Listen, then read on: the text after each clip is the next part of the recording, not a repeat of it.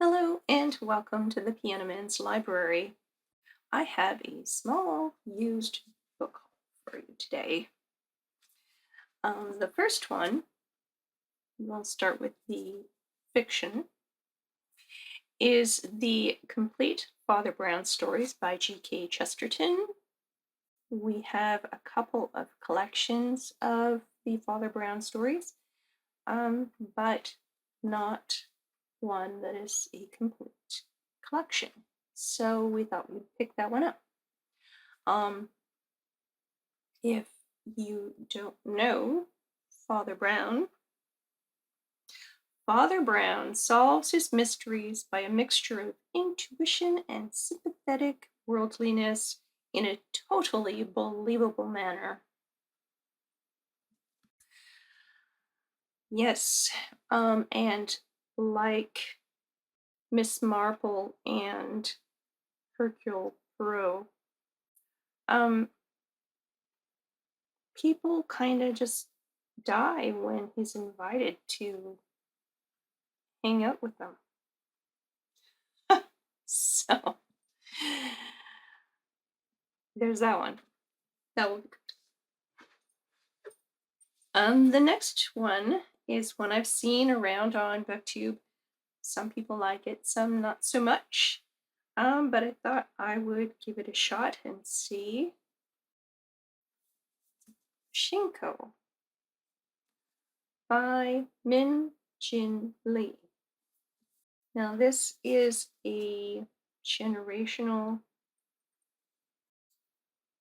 story.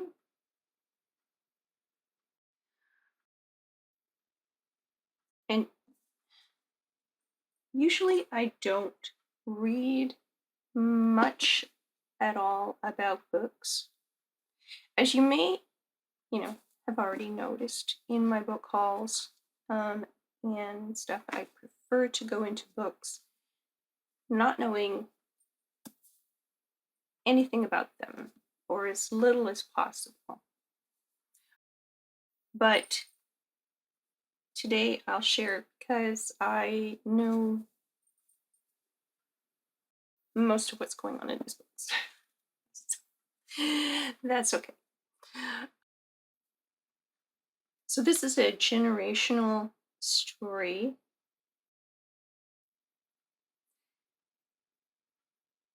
This goes over 4 generations of a poor, proud immigrant family. Their fight to control their destinies, exiled from a homeland they never knew. Yes. So there's love and sacrifice, ambition and loyalty. Um,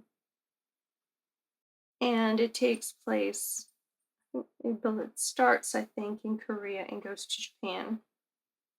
So, yes, I thought I would check that one out. It would be a good big book, summer book.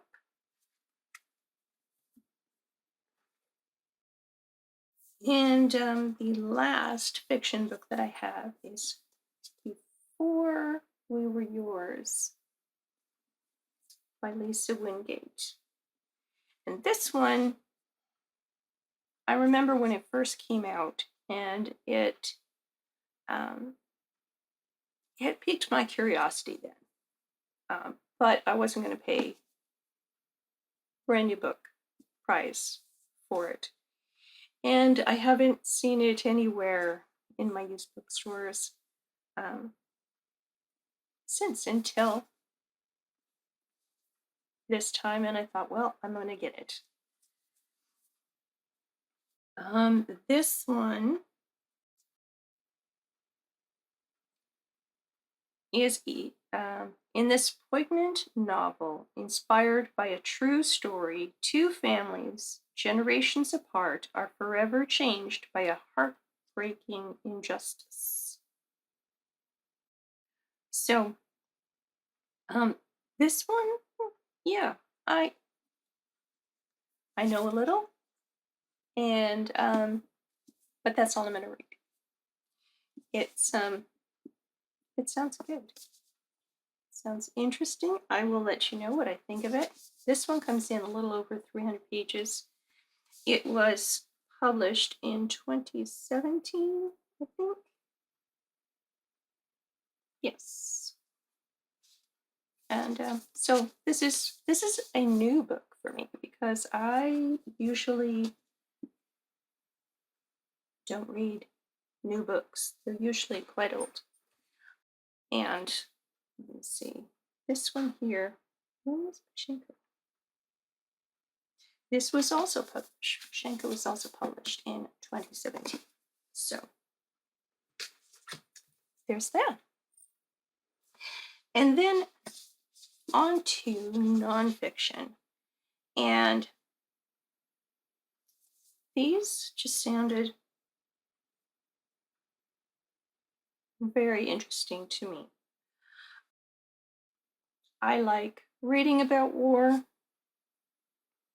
fiction and nonfiction. Um, and so this first one that I have is The Long Walk, the story of war and the life that follows by Brian Katz. And it's not a big book. How long is this? It's just over 200 pages.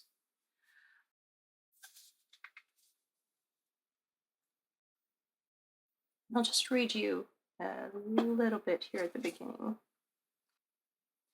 Brian Kastner served 3 tours of duty in the Middle East, 2 of them as the commander of an explosive ordnance disposal unit in Iraq.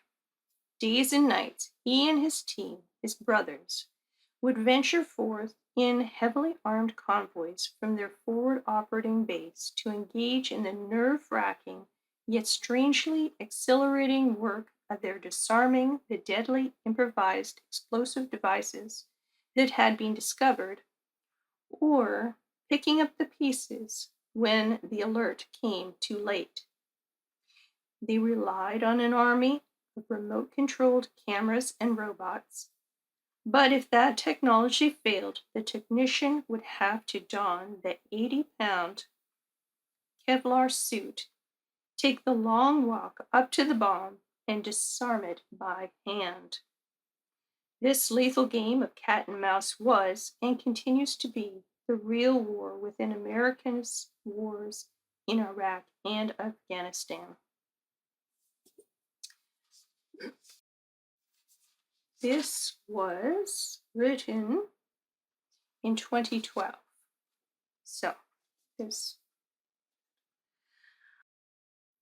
But The Long Walk is not just about battle itself, it's also about unflinching portrayal of the toll war exacts on men and women who are fighting it. And then it goes into a bit of when he returned home. So, yes, this piqued my interest. I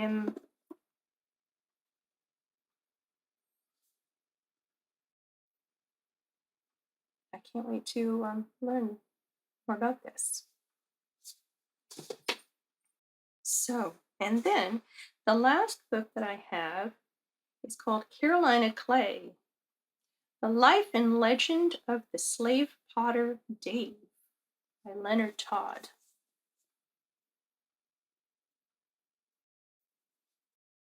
This one,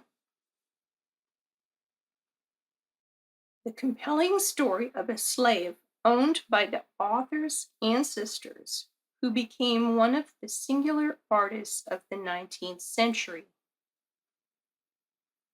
He is known today, as he was then, only as Dave. His jugs and storage jars were everyday items, but because of their beauty and sometimes massive size, they are now highly sought after by collectors. Born in 1801, Dave was taught to turn pots in Edgefield, South Carolina, the center of alkaline glazed pottery production.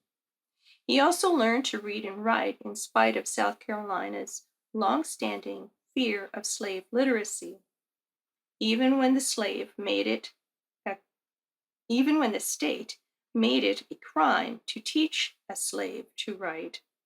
Dave signed his pots and inscribed many of them with poems.